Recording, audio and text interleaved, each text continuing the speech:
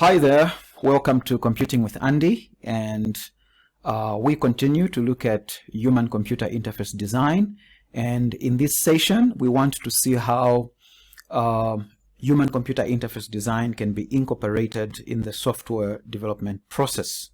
So let's see what we have.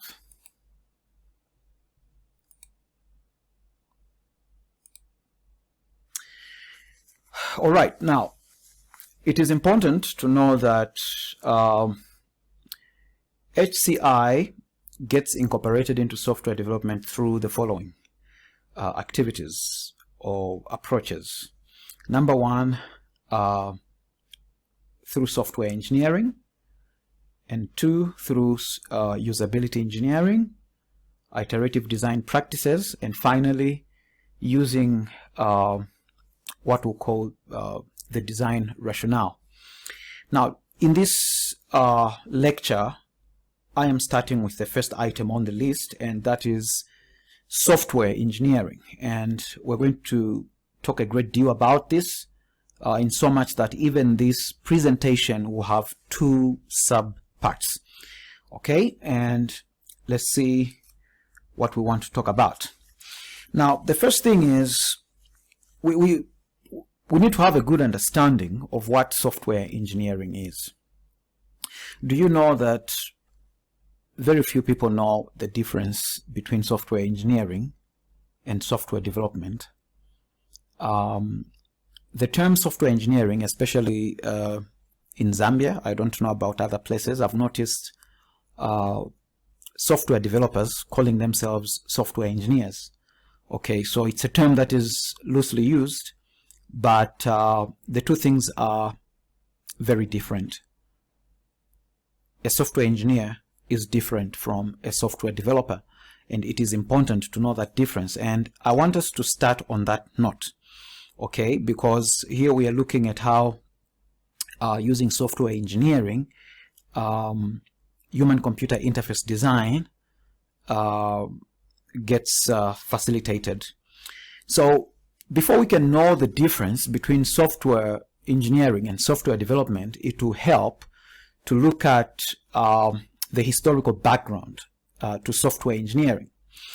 And a good starting point is what was happening in the 1960s through the 1980s.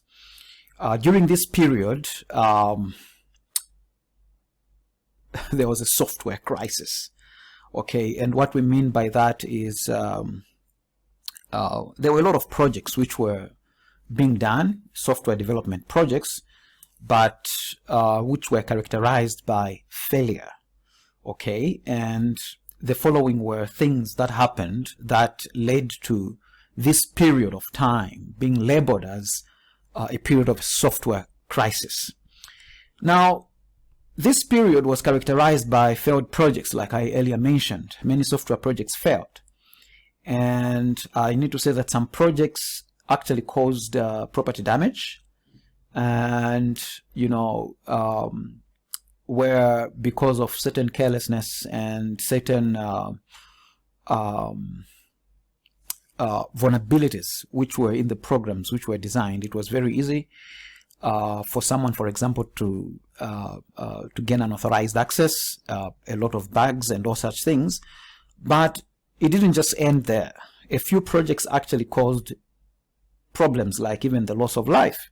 Like in the 1980s, the Therac 25 was a computer-controlled radiation therapy machine which sometimes gave its patients radiation doses that were hundreds of times greater than normal. And of course, that resulted in injuring patients, okay? So it was faulty software running this system, the Therac 25, okay? And that is how terrible it was. And there were also many projects which experienced budget overruns, okay? And a classic example of this was the OS 360. This was a batch operating system which was developed by IBM for the new computer system, the mainframe 360, okay? And this project was managed by Fred Brooks, the gentleman you are seeing in the picture here. He actually just died last year. And he was a great man, did a lot of works. And well, what is interesting about this project he did, it was a project, I believe it lasted for over a decade, and it was so large scale, very big and huge. It had about 1,000 programmers, not lines of code, programmers, all right? And in his book titled The Mythical Man-Month Essay on Software Engineering, Brooks remarked that, he made a multi-million-dollar mistake. And what was the problem? He pointed out that he should have first designed or developed a coherent architecture, okay, where you look at a whole system, the overview of everything, how this component fits with the other component. He felt that should have been done first before starting the development project, okay? And, well, so many problems were going on, and the good thing is there was an effort to point out what is causing these problems, what is causing a lot of these software failures, and we are spending a lot of money and so many budget failures and all that, and there were a couple of many other things which characterize the software crisis era. One of them is unreliable software. Okay, you invest so much into developing software, but which ultimately fails. And the software which managed to get implemented had very expensive, very high maintenance costs. All right, and it is said that the cost of owning and maintaining software in the 1980s was twice as expensive as developing the software. Can you imagine that? And there was also a problem of when, for example, you've implemented the software, and maybe in the course of designing or coding it, when customers give you new requirements at all, we also need these features and that feature to be added and included. There was a challenge to meet the growing requirements or new requirements which were coming from the users. How do you incorporate them when you've already started doing certain works, okay, and you've gone through stages in the software development life cycle? And there were also scalability problems, okay, as software projects increased, whenever maybe because hardware has a new capability or new speed, and maybe there is a need to to add new components to the software, or maybe to make this software cater for a large number of users.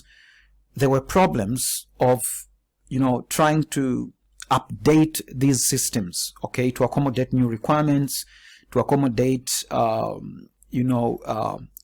the dynamics which were characterizing the business environment, okay. And there was also a problem of as demand was increasing for new software, the demand exceeded the ability for the developers to generate new software. So demand is increasing, people want software, but developers can't keep up with the purse.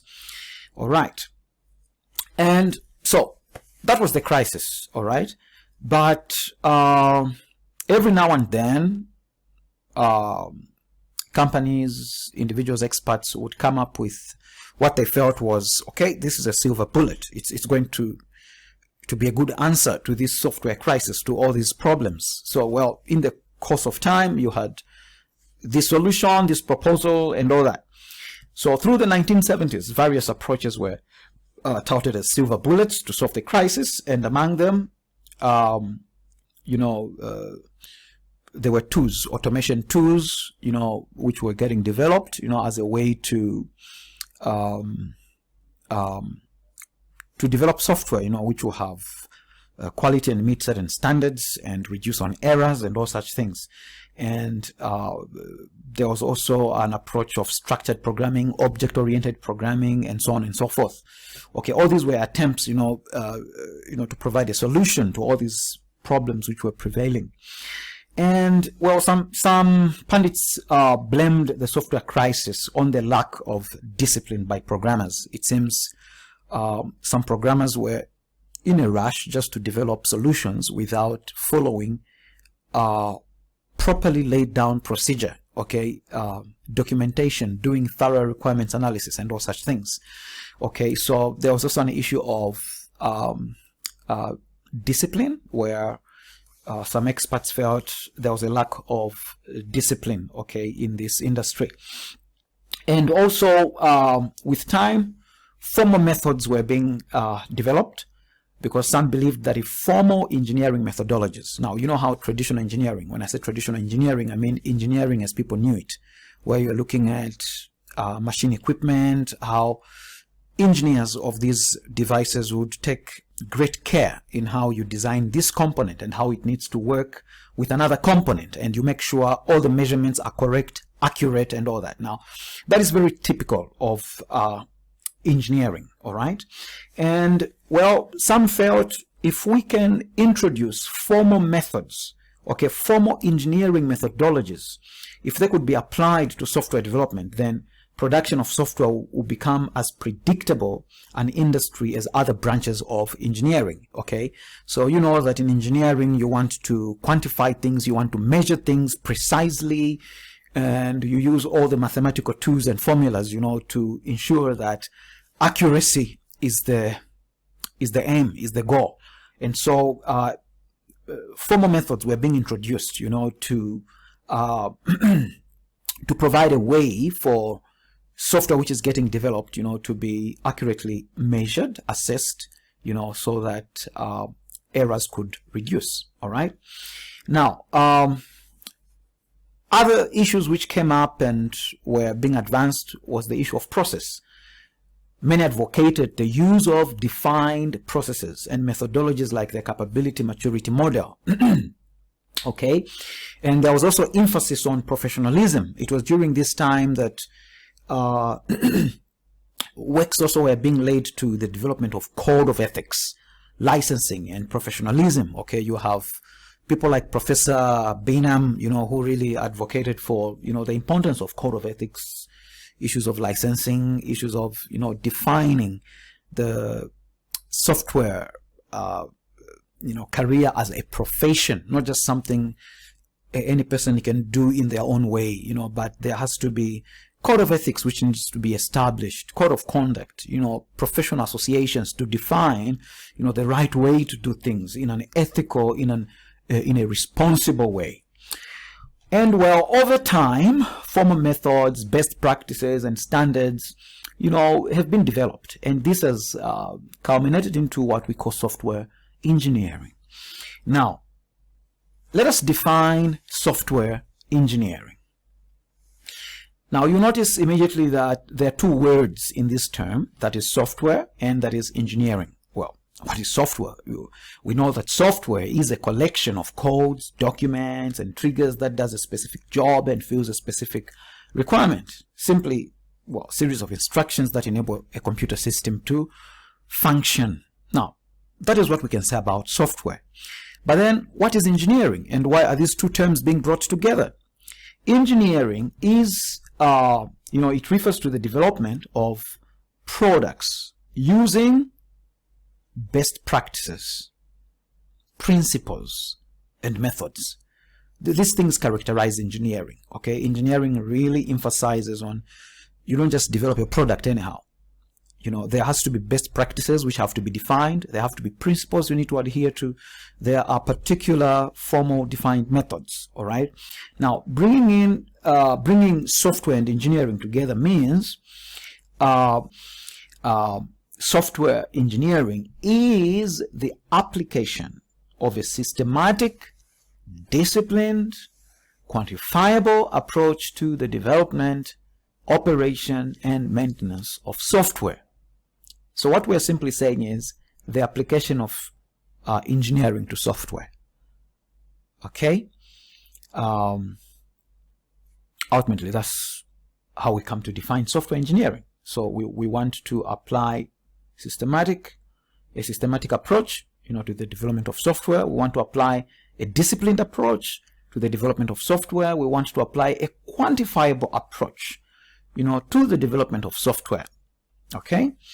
And now this leads us to what we wanted to explain, the difference between a software engineer and a developer. A developer simply designs and codes specific application software. So if it is a software to perform a particular task or for a certain one organization, well, you develop that system, and it is narrowly focused. Okay, it's really about developing software. But when you talk about software engineering, it goes beyond that. A software engineer typically will work on a large scale system. Okay, and well, of course, that means even the design is of a large scale, and it involves developing and testing entire computer systems and application software for a company or organization. Now, this implies that software development is just a subset of software engineering, because in software engineering, you're going to look at the overall architecture, overall architecture. You're going to investigate the different components which are there. Okay, how will this module fit in with this? And you look at all that, and then you do what is known as architectural design. Then later on you do detailed design to make sure as all these different subsystems get integrated, there should be a seamless flow of information. There should be proper integration. Okay, so here you are looking at large scale systems. So software engineering, like I've just mentioned, involves architectural design, and this requires decomposing a large-scale system into interacting components. Again, similar to what happens in the actual engineering. Okay, a block diagram can be used to define an overview of the system structure, features of the components, and how these components communicate with each other to share data. Now, why is there a trouble to do a detailed investigation like this? It is for this simple fact that you are looking at a large system with different components in it, but as these different components begin to work, you don't want them to fail to communicate or to pass data from one component to the other. You don't want them to fail to do that. So software engineering involves meeting with different units and users of system to identify their requirements, and later, you want to analyze all these different things and how they can fit into a coherent whole. Okay, and so what is important is software engineering is the discipline for understanding the software design process or life cycle. Okay, and designing for usability occurs at all stages of the life cycle, not as a single isolated activity. So what we mean by this is when you look at software engineering, it really focuses on you want to understand the software design process. The whole systems development life cycle, you are interested in that, and you focus on issues of usability, not just as a particular stage at a certain time, but from the beginning. You want to see if this system we are developing will satisfy user requirements. You are not just given a particular task to say, oh, okay, we've done the requirements, now can you start coding this module? No. You look at an overview of everything, and you make sure as the work is starting, issues of usability have already been taken care of. Okay, and so here is the traditional waterfall model listing the main phases of a systems development life cycle. You of course begin with requirement specification, then architectural design, then detailed design, coding and unit testing, integration and testing, operation and maintenance. So when you talk about software development, you are really interested in these stages here, coding and testing, okay, and integration testing and all that. But when you're looking at software engineering, you are really concerned about this whole thing here, okay, and you're looking at a large scale system. And now, if you notice, there is what we've stated here, requirement specification, and let us talk about that, okay, and what happens during this stage. Now, in requirement specification, the designer and customer try to capture a description of what the eventual system will be expected to provide. In other words, whatever project you are working on, whatever system you want to develop, what is it required to do? What is it required to achieve? And so the important artifact that comes out of this is the requirement specification document. Now, requirement specification involves eliciting information from the customer about the work environment or domain in which the final product will function. So you really want to interact with the prospective users. Okay, you want to understand how is their work environment, because this system you're developing, remember we're talking about human-computer interface. It is these people who will be interacting with this system. So rather than just locking yourself up in some room and trying to develop or write some lines of code, software engineering, you want to understand what kind of environment will this system run in. Okay, you want to capture the requirements. You want to interview these users. You want to ensure that what this system is designed to do, ultimately it has to answer to what people need.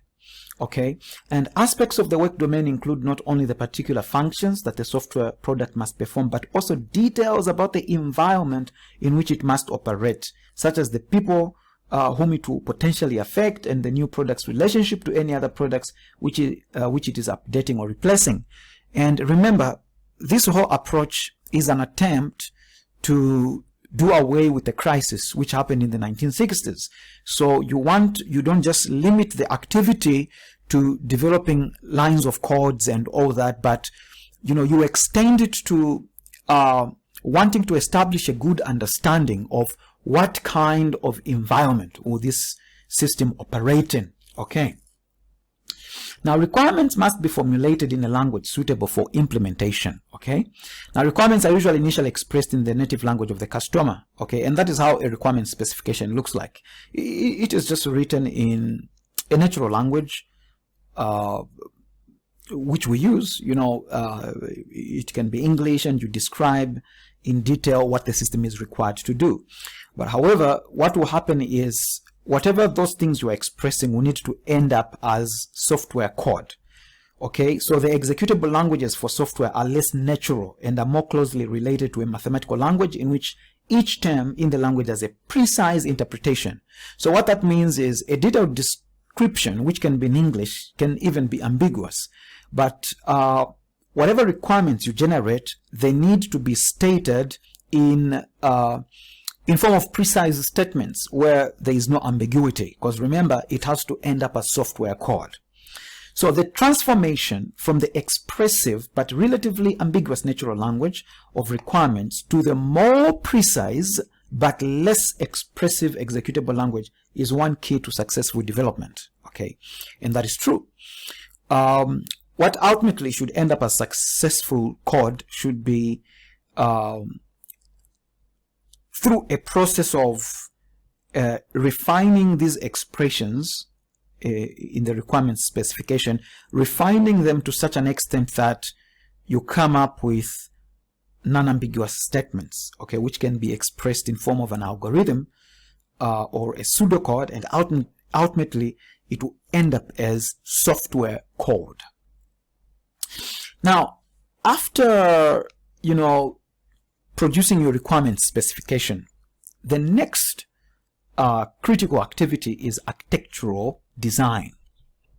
And this focuses on how the system provides the services it is expected to provide. Now, when you are doing requirements elicitation, or when you produce the requirement specification, the requirement specification merely states what the system needs to achieve, what it needs to do. But architectural design specifies how the system will work. Okay, and this is a high-level description of how the system will function. So the first activity is a high-level decomposition of the system into components that can either be brought in from existing software products or be developed from scratch independently. So remember, you first had an overall specification, but then now this high-level specification has to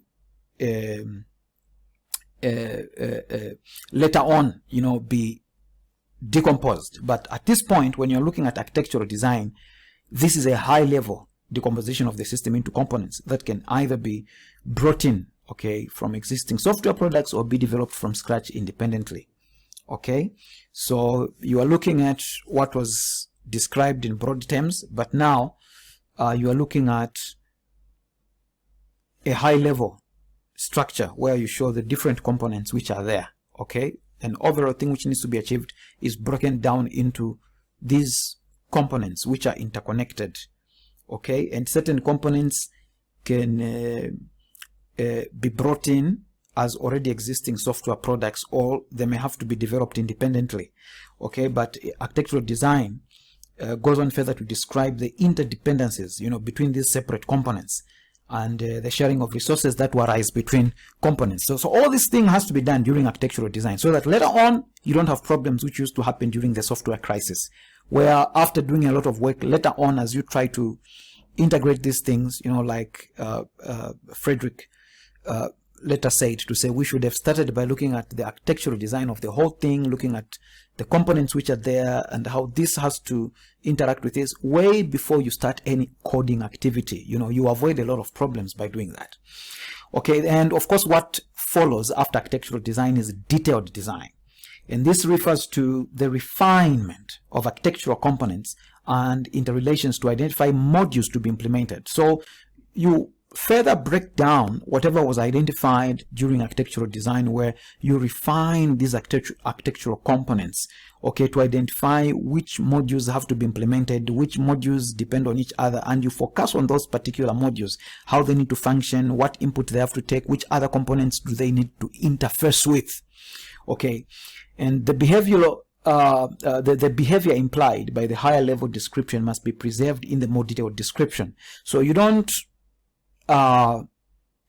you don't forget what you're from doing at architectural design.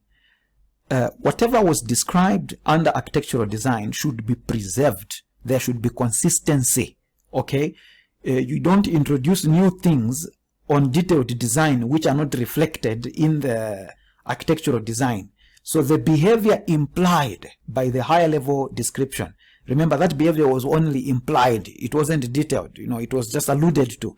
But that same thing which was implied in the high level description during architectural design must be preserved. It must be retained in the more detailed description. Okay, and typically there will be more than one possible refinement of the architectural component that will satisfy the behavioral constraints.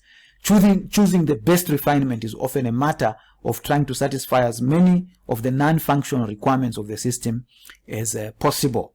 Okay, so for this part we shall end here, and then we shall continue moving on to coding, testing, and all that. That will be covered in the next lecture. Okay, see you in the next lecture.